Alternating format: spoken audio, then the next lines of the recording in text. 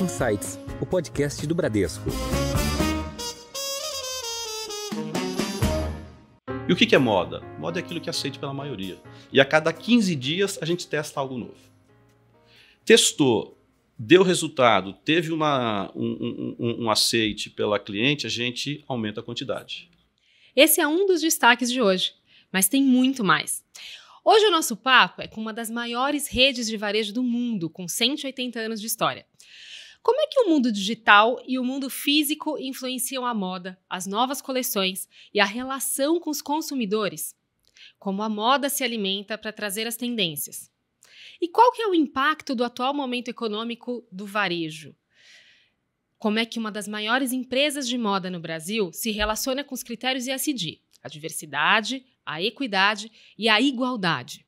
Vamos descobrir em uma conversa com Milton Lucato, que é vice-presidente de Finanças, Administração e Relações com Investidores da C&A. Seja muito bem-vindo, Milton. Cris, prazer todo meu. Muito obrigado pelo convite. Obrigado, Gina, também, pela oportunidade de estar aqui. Que estejamos inspirados para que a gente faça desse momento aqui um momento bastante produtivo para nós. Eu já tô, Milton. Tô com um monte de coisa na cabeça aqui que eu quero saber da C&A, hein? Bom, e com a gente hoje, de novo do meu lado, nessa conversa super bacana, eu tô com a Gina Montoni, que é superintendente executiva do Bradesco Corporate. Bom tê-la de volta, Gina. Olá, Cris. Olá, Milton. Obrigada pelo convite. Obrigada, Cris, pela oportunidade de estar aqui de novo. Eu sou a Cris Botan e esse é o Insights, seu podcast semanal com ideias que provocam um novo jeito de pensar.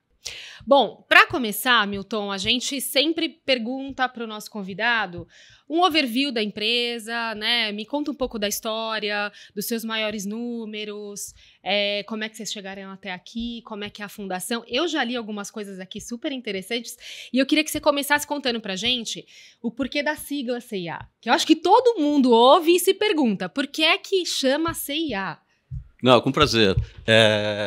C&A são as iniciais dos nomes de dois irmãos, Clement e August, que formam o C&A, que começaram esse negócio empreendedor lá em 1841.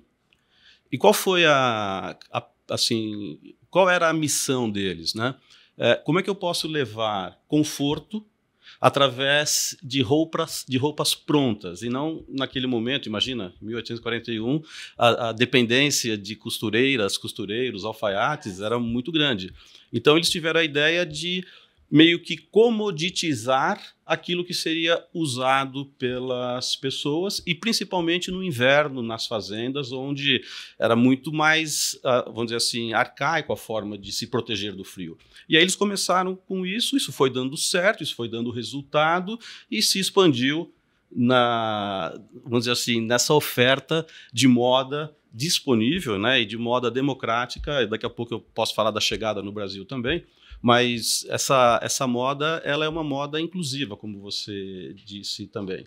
E no Brasil, a C&A chegou em 1976. Naquele momento, nós não tínhamos uma oferta de produtos de autosserviço para que você se vestisse, e a C&A sempre entende que se vestir é se expressar. Então, como você se autoexpressa através da moda, tendo a liberdade de escolher o que quiser, tocar o que quiser, levar para o provador o que quiser e não comprar? Ou comprar? Se for comprar, você leva para o caixa e você está assim, servido naquele sentido. Então, na sua escolha, né? Na sua escolha e essa pegada democrática de acesso. Bacana. Isso é bem diferente, né, Milton, do que de como começou a história da C&A e de como vem até hoje essa tendência de moda, né? Porque, às vezes, né, Gina, eu vou trazer aqui a conversa para a mulher, porque tem um número, e eu queria saber esse número da C&A, Milton. Eu já ouvi falar que na indústria da moda, nas lojas no geral, 70% das compras são feitas por mulheres. Não sei qual que é o número da C&A, você vai me contar, mas tem um pouco aqui de pressão, né, Gina? Quando você vai numa loja e quer... Enfim, você só quer provar, às vezes, alguma coisa, e tem um pouco dessa história da pressão, que na C&A é o que você falou, né? Tem muito mais o tema livre, o tema da escolha, da democracia, né? Assim, a C&A, ela é bastante inclusiva nesse aspecto. a mulher, ela dita as compras da casa, principalmente para ela, para os filhos e para o marido. Estatisticamente, a gente consegue mostrar que mais de 80% da decisão é feito pelas mulheres nessa escolha. Não que nós, homens, não tenhamos o nosso espaço, sim, mas tem a gentileza do presente, tem a gentileza, né, da mulher fazer o complemento do look do marido ali. Então, sim, há uma presença decisória muito grande da mulher. Mesmo dentro da C&A, 65% da nossa liderança é formado por mulheres, em cargos de gerência e acima. E a gente se preocupa muito, né? A gente pode falar depois também sobre a parte de equidade e inclusão, mas essa é uma preocupação e um interesse muito forte que a C&A tem. A gente tem 5 valores, né? E eu gosto de todos. Um em especial que diz assim: respeito e diversidade são inegociáveis. Então, isso diz muito de quem é a C&A e de como a C&A lida com as coisas. Perfeito. Não é que é foco em ou foco naquilo. Não. Respeito e diversidade são inegociáveis. Perfeito, perfeito. Combina muito com a gente aqui, né, Gina? Aproveita que você está falando dos números, Milton, e fala um pouco de números gerais para a gente. Como é que está a quantidade de lojas? Me conta um pouco disso. Deixa eu só fazer uma retrospectiva também, porque essa C&A de hoje, em que pese ter os mesmos valores, os mesmos fundamentos, né, a mesma pegada, ela é uma C&A do ponto de vista de governança mais nova. Ela é uma C&A mais recente. Até 2019, exatamente no dia 28 de outubro de 2019, nós chamávamos C&A Modas Limitada. No dia 28 de outubro de 2019, a gente foi lá e bateu o sino na B3, na Bolsa, e nos tornamos uma companhia pública, né? Isso trouxe responsabilidades adicionais para nós, mas também trouxe muito mais oportunidade. Eu queria que todos aqui soubessem, entendessem, a C&A de 2023, ela é muito mais forte do que a C&A até 2019. Isso tem uma razão, né? A C&A sempre teve padrões altíssimos de governança, mas a responsabilidade por ser uma empresa listada aumenta. Então, é com muito carinho e também com muita responsabilidade que eu falo desses números para você, né? A gente tem hoje mais de 330 lojas. A gente vem numa jornada de expansão. Nós ficamos um período de 2015 a 2019 abrindo menos lojas do que o mercado dava de oportunidade. Isso teve a ver com uma decisão estratégica do acionista controlador fazer a alocação de capital. Imagina, você tem capital, você tem 3 negócios diferentes, você tem 4 geografias diferentes, você aloca de acordo com o retorno que aquele investimento tem que ter. O Brasil, de 2015 a 2019, era um local de maior risco, que não compensava o retorno naquele momento, então a gente teve menos investimento. Com o IPO, a nossa capacidade de investimento aumentou. Então, uma das primeiras alavancas que nós aceleramos foi a abertura de lojas físicas. A gente tinha 280 lojas, hoje a gente está com 350. Em termos de faturamento, essa é uma companhia bilionária, né? Então, a gente tem uma importante receita líquida de vendas. A gente vem crescendo desde o 3º trimestre do ano passado, a gente vem crescendo a passos largos também. Os números são públicos. Por que eu fiz esse corte? Porque no IPO, 4 meses depois, o mundo mudou.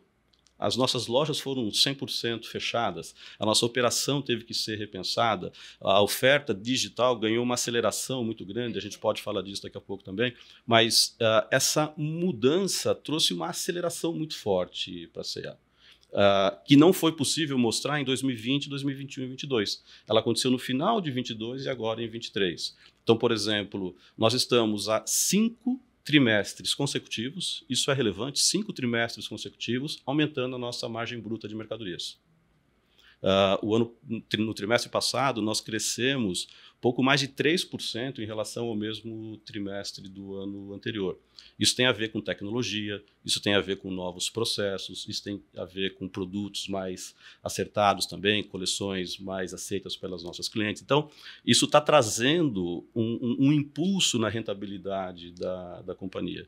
E tem aquela dinâmica favorável, né, que eu costumo falar, a mágica da DRE, que à medida que você tem mais top line e você tem mais margem bruta, você acaba melhorando a sua eficiência operacional, porque as suas despesas elas não crescem na mesma proporção, são diluídas por uma venda maior. Então, nós entramos agora na jornada da eficiência.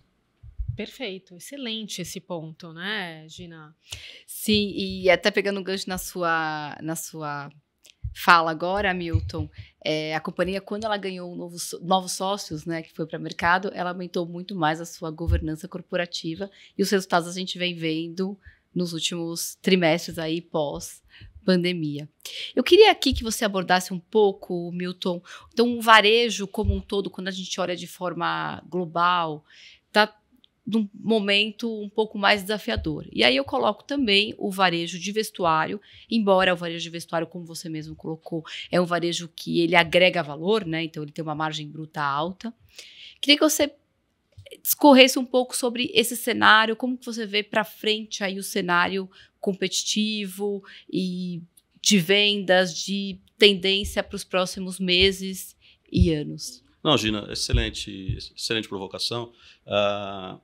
O mercado de moda no Brasil, ele é ainda muito fragmentado.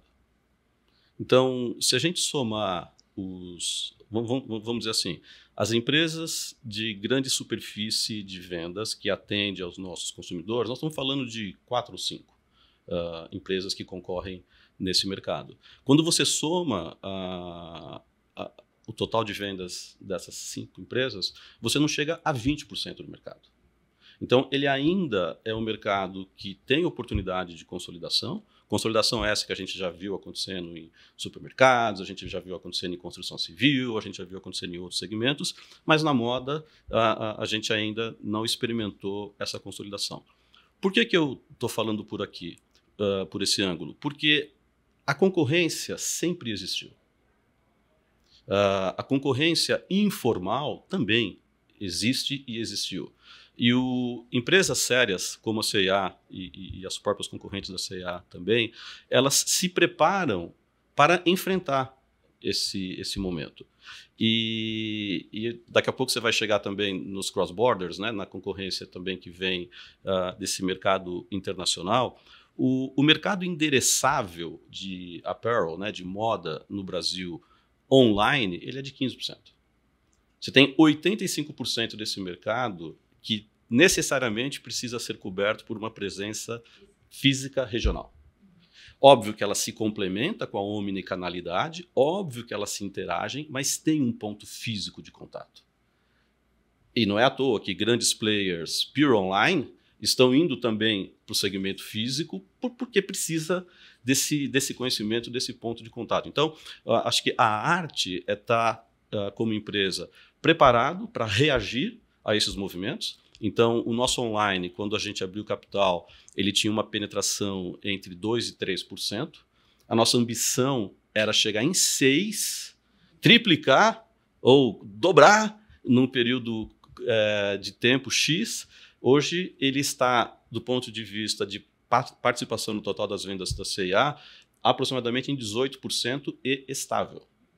Não é que a gente deu um salto e depois voltou. Não, a gente veio para cá e ficou nesses 18%. Então, isso mostra a pujança também da C&A nesse segmento.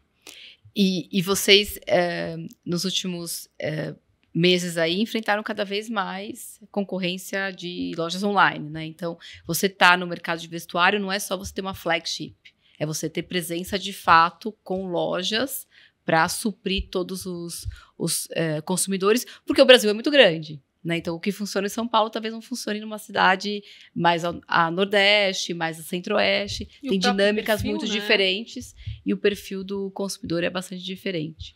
E Gina, tem o aspecto do acesso também. Quando a C&A ela entra num determinado mercado, ou mesmo numa determinada cidade, ela traz acesso. acesso à moda, acesso à moda inclusiva, acesso a crédito. Crédito é muito importante nesse segmento e acesso à informação. Quem não gosta de ir numa loja e provar um look e se sentir melhor, Sim. se sentir mais fazendo parte, se É sentir mais aspiracional, bonita. né? Você emula esse aspiracional. Só que para isso tem que ter a contrapartida, que é ser acessível. Então, o que a gente fala de moda preço justo é uma tradução do que a C&A sempre fez, que foi value for money. Eu estou investindo um dinheiro que eu tenho certeza que ele vale mais do que aquilo que eu comprei. Então, esse value for money é o que a gente tenta traduzir em cada uma das nossas coleções, e os nossos times comerciais e de operações fazem isso com maestria e que suporta o crescimento que a C&A vem tendo. Ô Milton, deixa eu aproveitar esse tema e falar um pouco de diversificação de portfólio, né, de produtos que vocês vêm fazendo e parcerias, né? Então, hoje a C&A tem a Galeria C&A, C&A Pay, tem parceria com digital influencers, tem venda de eletrônicos e produtos para casa, né? Então, vocês vieram desde do início da história da C&A, diversificando os produtos até em função da mudança do consumidor, que é algo que a gente está conversando aqui, né? Comenta um pouco com a gente dessa estratégia. Claro, o Cris, é assim, o nosso olhar, ele sempre é um olhar que vai para aquilo que está sendo solicitado pelos nossos clientes, e comparado com o sortimento que a gente tem para oferecer. E isso é feito com muita humildade, com muito dado, com muito fato, e isso faz com que a gente entre de forma pioneira em determinados segmentos. Por exemplo, venda de aparelho celular numa loja de roupas. Sim. A C&A foi pioneira nesse assunto. Fashion Tronics. Por quê? Obrigado, Gina. Por quê? Porque a gente não vendia celular. A gente não vendia celular, a gente vendia Fashion Tronics. E para nós, o celular, ele é parte do seu look. O celular te acompanha, você vai ao restaurante, você põe em cima da mesa, você está numa reunião, você põe, ele te expressa, você põe capinha, você escolhe a tela. Então, tem a ver com moda, não tem a ver com aparelho. E a mesma coisa para relógios, um pouco mais, olhando mais para trás, a mesma coisa para óculos, né, de sol, a mesma coisa para cosméticos. Eu brinco, né? Você não compra cosméticos na C&A, você compra beleza. Então, você sai mais bela de lá. Então, o que a gente faz é ouve, entende quais são as necessidades e ajusta o seu sortimento para isso. Você falou do Galeria C&A, né, do nosso marketplace. Qual é o propósito dele? É complementar sortimento. Não é fazer dali uma fonte desesperada de lucro. Eu vou fazer um exagero poético aqui, mas, por exemplo, nada contra, mas você não vai encontrar pneu no marketplace da C&A, como existe pneus em outros marketplaces, porque não tem a ver com a gente. Você vai encontrar um produto para casa, você vai comprar uma roupinha para o seu pet, você vai comprar complementos que nós não temos no nosso sortimento, mas que a gente entende que se a cliente estiver à disposição, com acesso, com crédito, ela vai se servir dali. Esse é o papel dele, servir. Até para que ela possa encontrar várias coisas diferentes no mesmo lugar e não tenha que sair para outros lugares para encontrar, né, Milton? Tem muito disso da comodidade também, né? Que está intrínseco no que você está trazendo aqui de oferta, né? E a própria mãe, né? Quando você falou, você me fez lembrar uma cena que eu adoro quando eu vou em loja, você olha as famílias, né?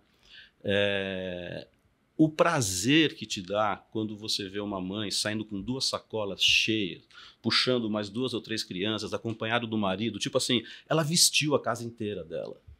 E ela foi lá, passou no cartão C&A ou passou no Bradescar e pagou em 5 vezes sem juros. E isso deu acesso a ela. Então, tem uma beleza, tem um papel social extremamente importante. É óbvio que, ao final, todos lucramos, mas tem que ser com propósito, não é de qualquer jeito. Sim, perfeito. Estruturado, né? Sim.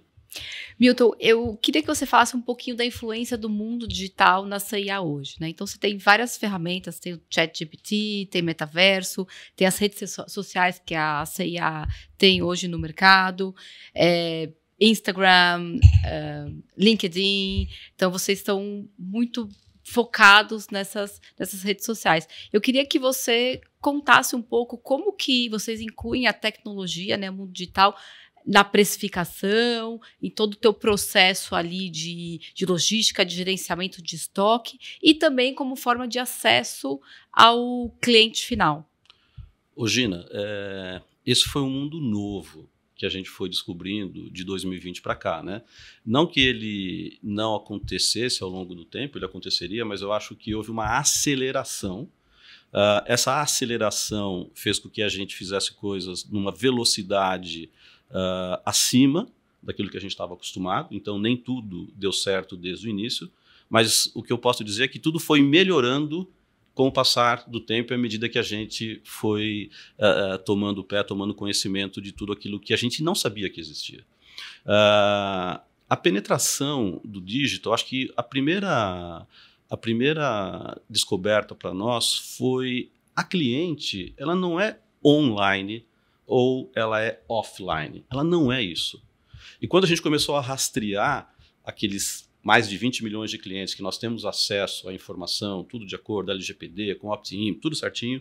Quando a gente vai rastrear os pontos de contato, às vezes um produto que foi transacionado no PDV da loja física, ele nasceu de uma consulta online. E vice-versa.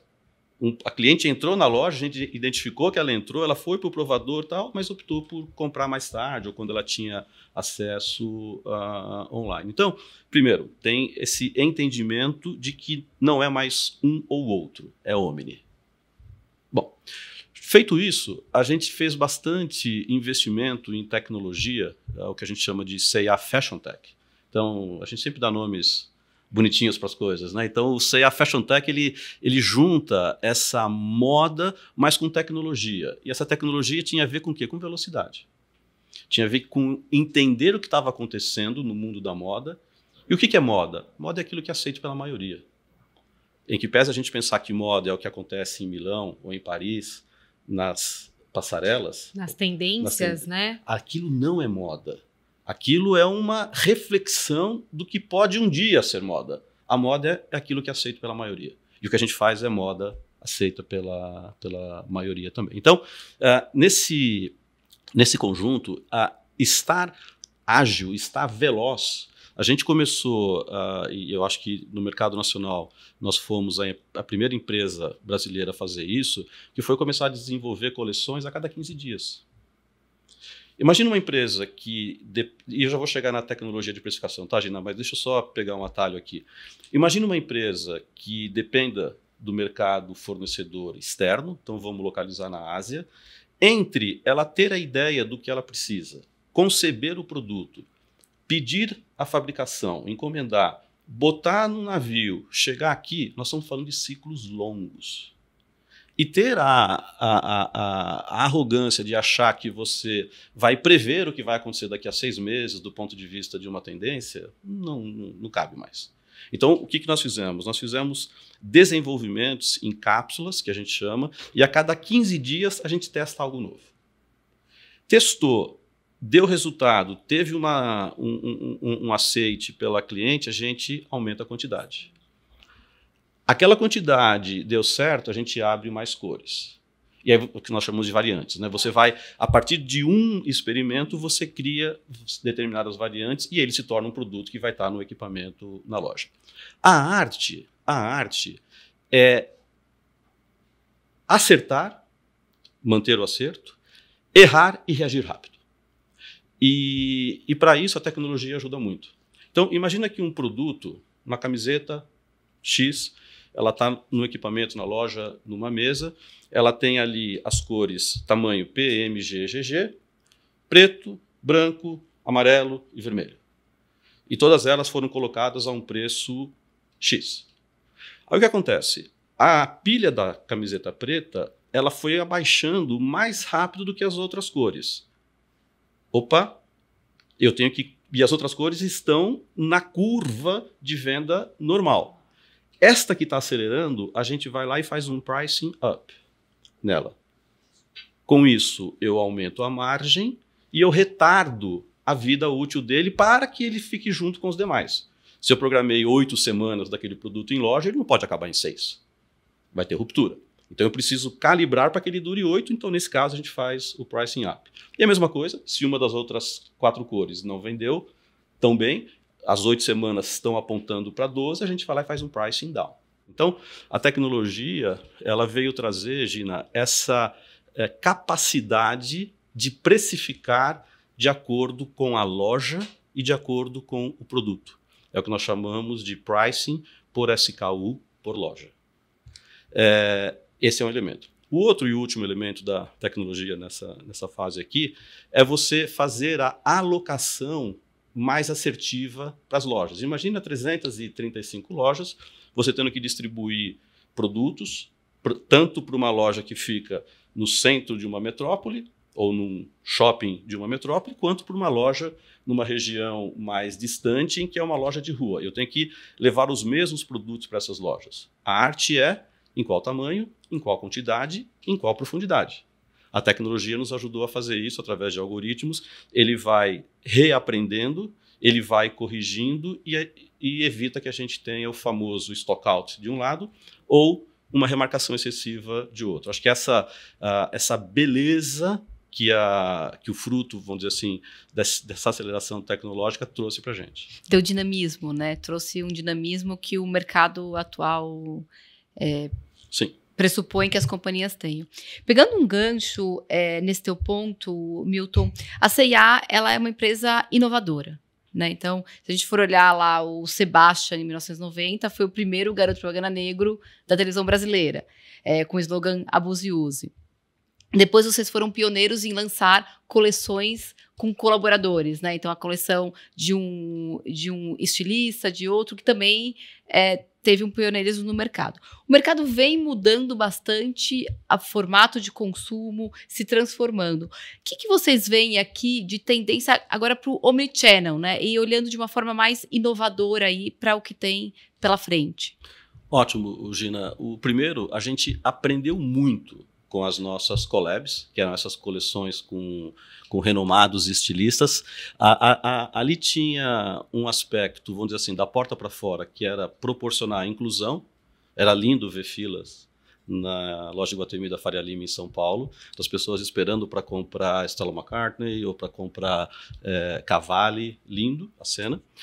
Mas, ao mesmo tempo, era uma capacitação do nosso time interno também, de aprender a lidar com tecidos diferentes, aviamentos diferentes, modelagens diferentes. Então, isso era tudo previsto em contrato. Houve uma troca de conhecimento, tanto eles conhecendo o consumidor brasileiro, quanto a gente tendo acesso a novas tecnologias e tendências. Então, isso cumpriu um papel, já está dentro da companhia. Isso serviu como plataforma para que a gente, por exemplo, lançasse o Mindset.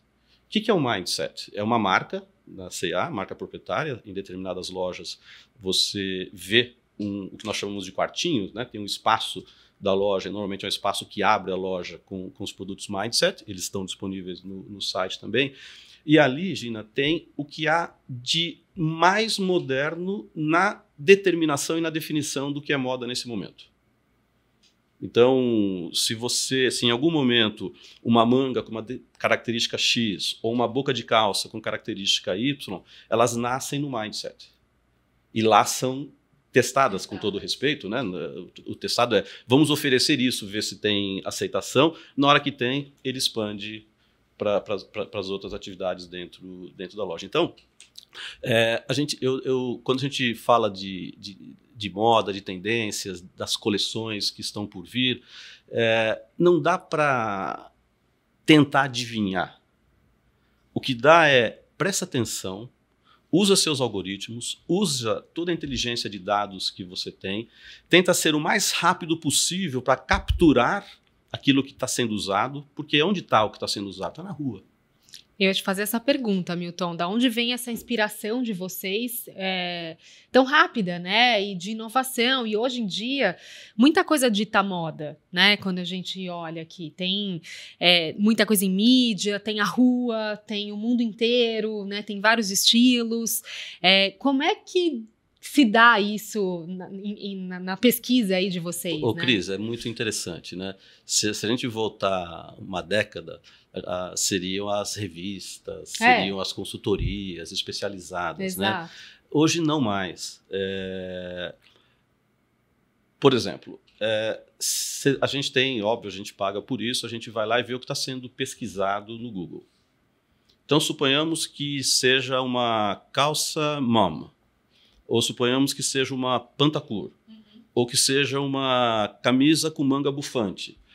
Hoje, tudo isso parece muito familiar, mas há alguns meses atrás era mega inovador.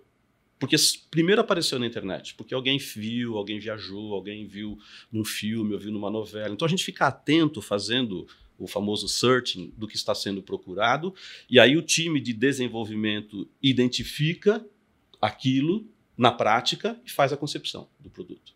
Então esse é um vetor importante dessa, vamos dizer assim, retroalimentação do sistema para determinar as novas tendências. E o time fica muito antenado nas viagens, né?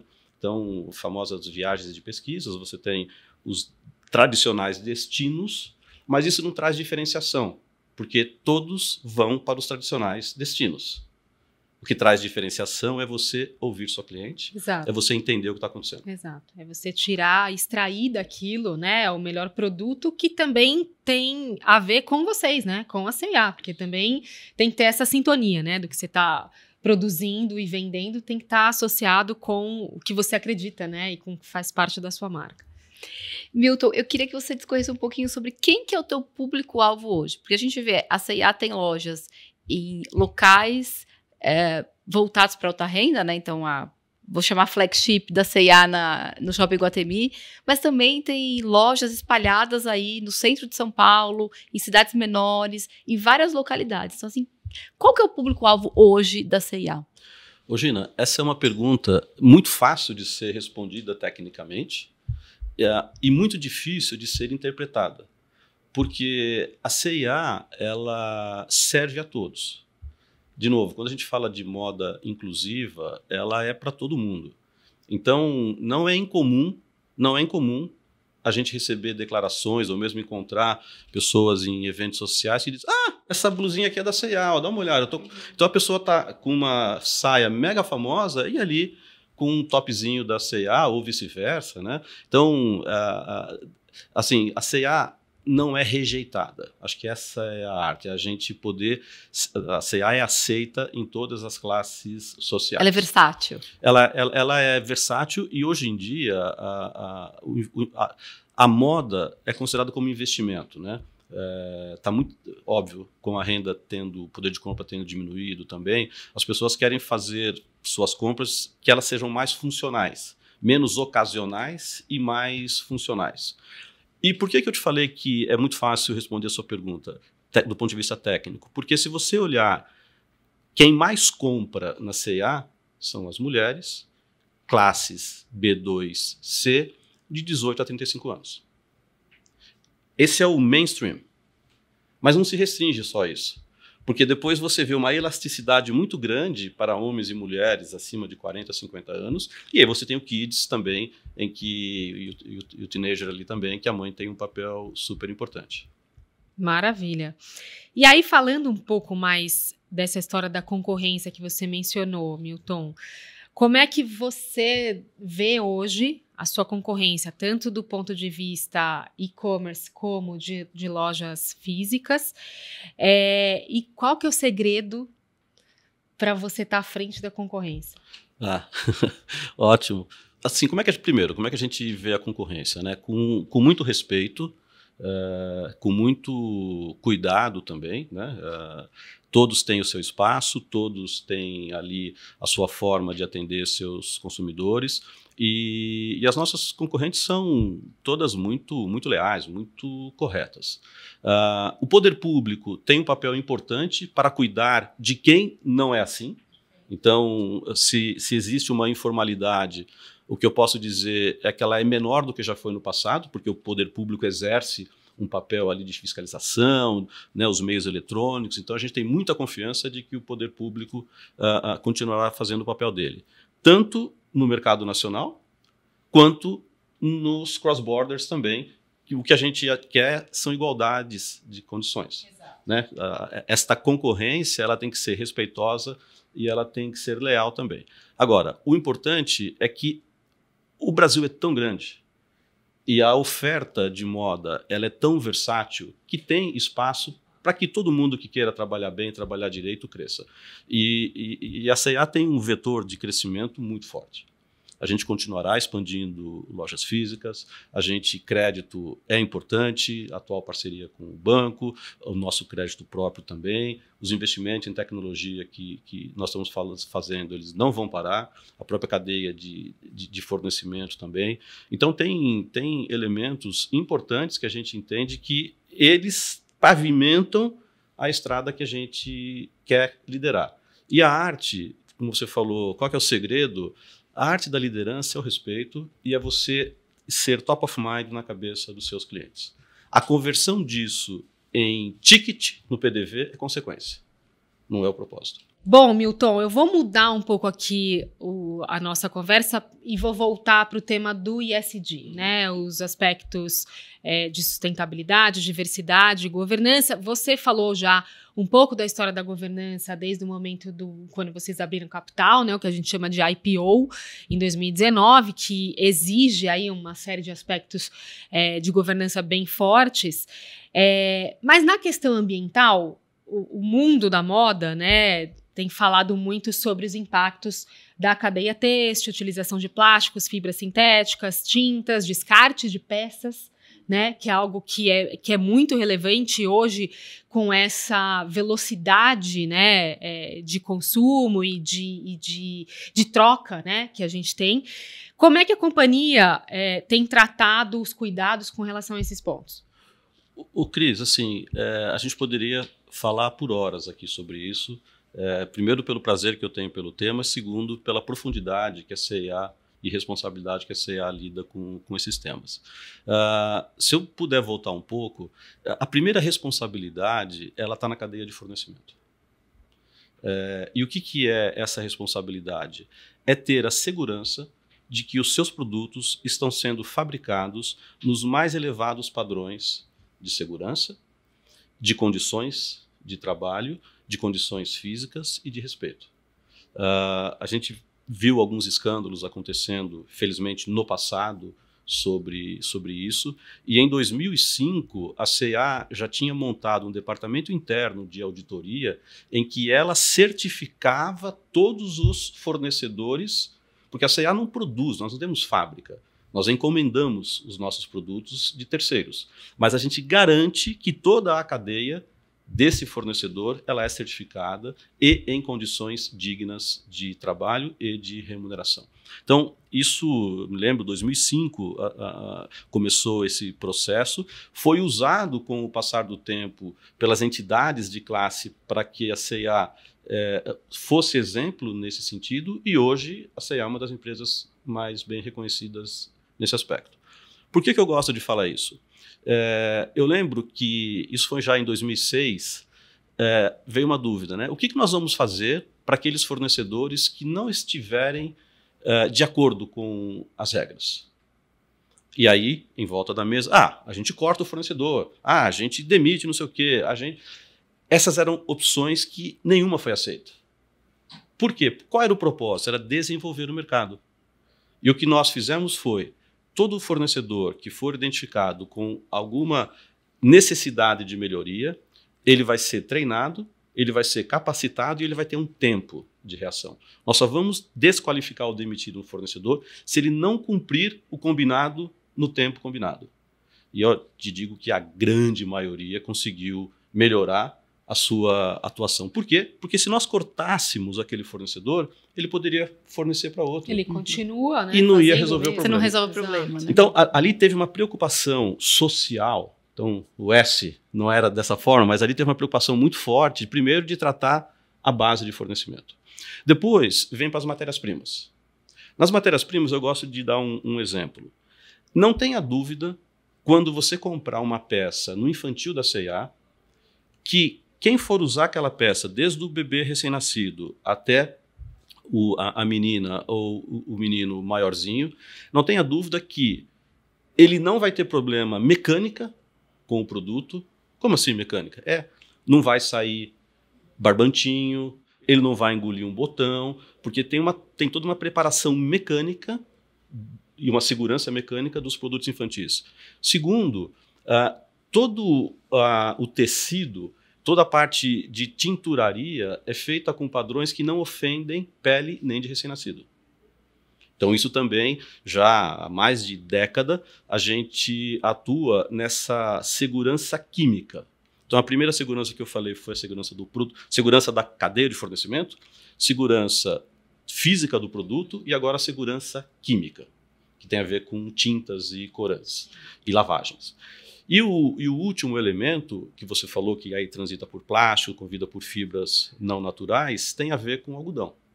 Então, a C&A também ela foi pioneira, e não só no Brasil, como na Europa também, de fomentar o cultivo do algodão mais sustentável. O termo técnico para isso é BCI, mas a gente tem uma pegada e tem um compromisso de ir aumentando o consumo dessas fibras naturais até 2030 de uma forma bastante relevante. Ah, legal, legal. Vocês têm compromissos e metas em relação a esse tema, Nós né, temos Milton? metas até 2030 divulgadas, está no nosso relato integrado, está no nosso formulário de referência, a gente se orgulha disso, e toda vez que a gente acha que vai acontecer mais cedo, a gente aprimora ainda mais os processos para que a gente tenha impacto positivo. Milton, falando um pouquinho mais aqui da equidade, da inclusão das pessoas, como que hoje são as oportunidades dentro da C&A, tanto de equidade de gênero, equidade de raça, diversidade, como que a C&A atua e quais são as políticas hoje para a inclusão? Você disse que 70% do quadro hoje de liderança é liderança feminina. Então, como que vocês chegaram até aqui? Gina, deixa eu fazer Eu adoro contar história, eu adoro retrospectiva. Acho que a gente vai ganhando idade, vai ganhando paciência também, né? A gente esbarrou lá atrás, né, quando você falou do Sebastian, né? Ali era um símbolo claro de inclusão e de diversidade.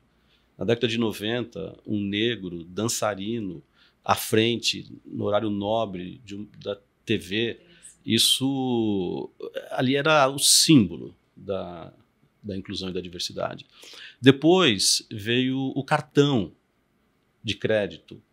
Também é inclusão, porque ele dá acesso. O crédito dá acesso. Então, assim, eu acho que a C&A sempre teve nos seus propósitos, nos seus fundamentos, a equidade, a diversidade e a inclusão. Bom, mais recentemente, em que esses assuntos ganham relevância na sociedade, né, você não tem mais que empurrá-los, você é empurrado por esses assuntos, a gente continua fazendo o que a gente fazia. A gente não fez mais propaganda, a gente não fez ações, vamos dizer assim, com todo respeito, mas como propaganda daquilo que a gente faz, a gente continua na nossa jornada. Então, você comentou, né, quase 70% da nossa liderança é formada por mulheres, tem oportunidade, a gente reconhece, a gente tem belezas e a gente tem mazelas também.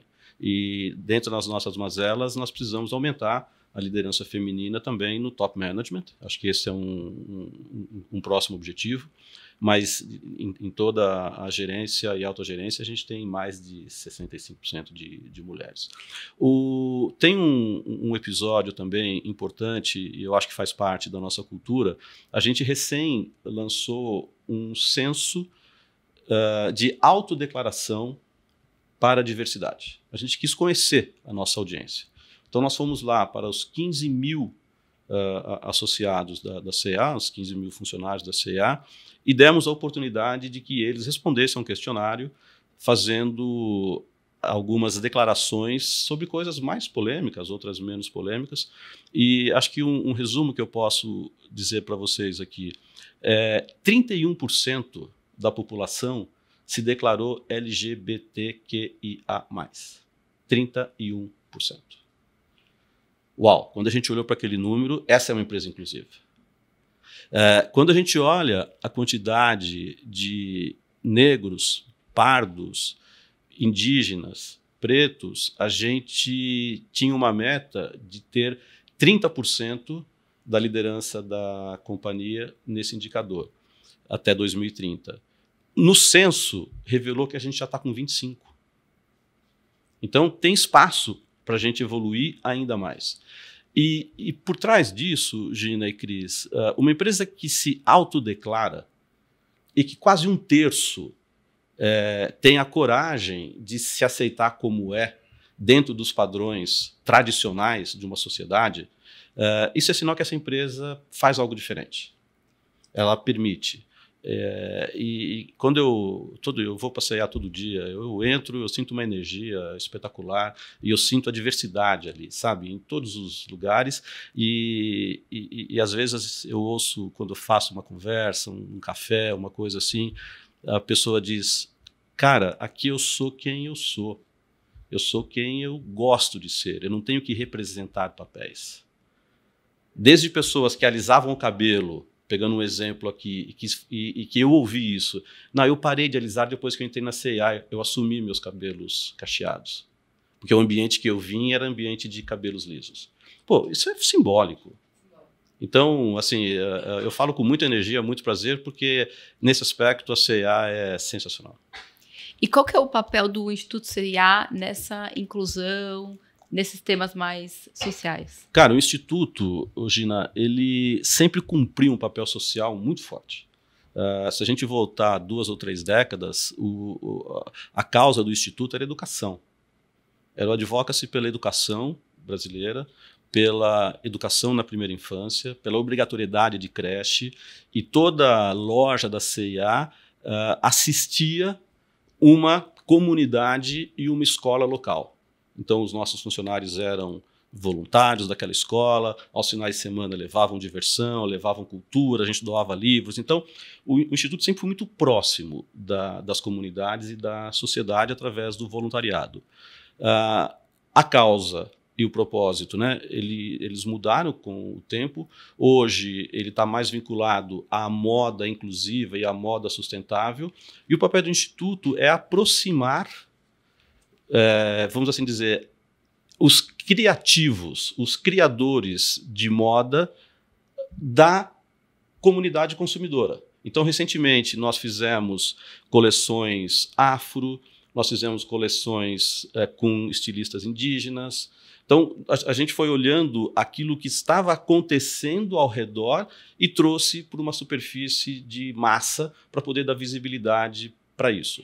Então, o Instituto trabalha bastante essa parte social da moda, o chegar às comunidades mais distantes e dar oportunidade para quem quer se desenvolver, tendo a C&A como um veículo de distribuição. Excelente. Ô, Milton, sabe que você está comentando isso e até fiquei com essa dúvida, né? Estava aqui pensando.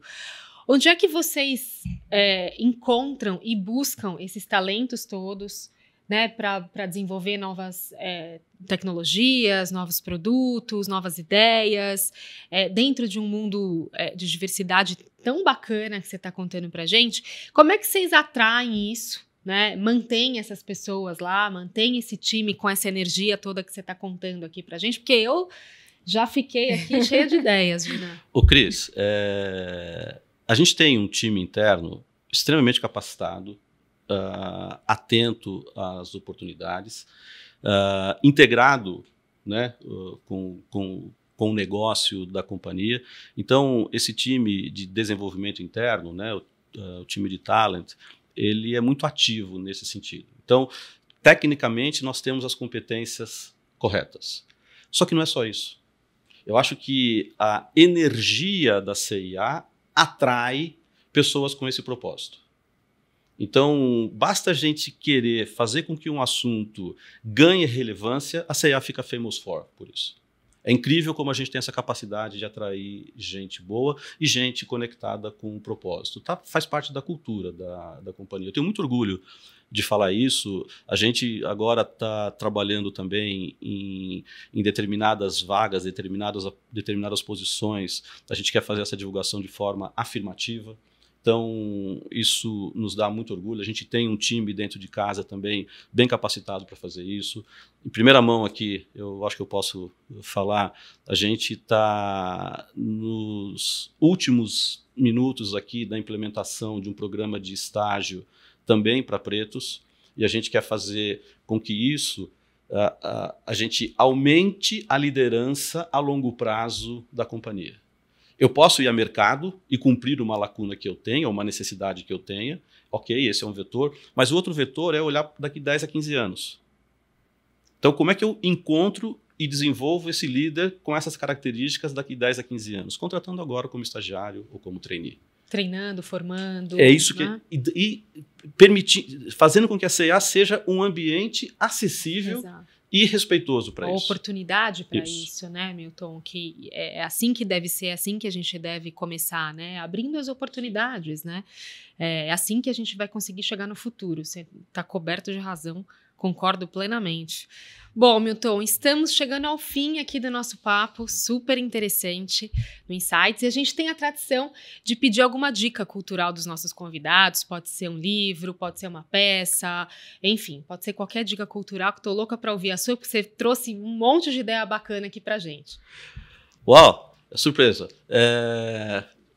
O que eu posso falar é o que eu estou fazendo, né? Então, porque essas dicas culturais, elas têm muito a ver com o seu momento. Né? Então, pegando aquilo que eu estou focado agora, tem um livro que eu estou adorando chamado Talent Masters.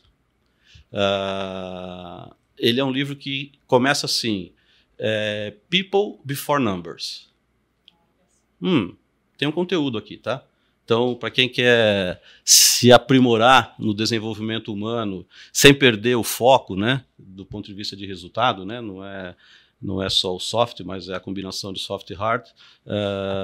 Talent Masters é uma boa fonte de consulta. Eu gosto muito de história. Então, e é interessante porque para você entender o comportamento humano, e aí vamos humanizar o Brasil aqui, se você recorrer à história, dentro de histórias eu gosto de entender as empresas. Então tem um livro chamado Bilhões e Lágrimas, que eu estou lendo, não sei se vocês conhecem, ele relata os últimos acontecimentos no Brasil pós-2015, que não foram poucos. Então tem ali bilhões e tem lágrimas também. E eu gosto de ler Maquiavel também. Eu acho que tudo tem seu lado positivo também, né?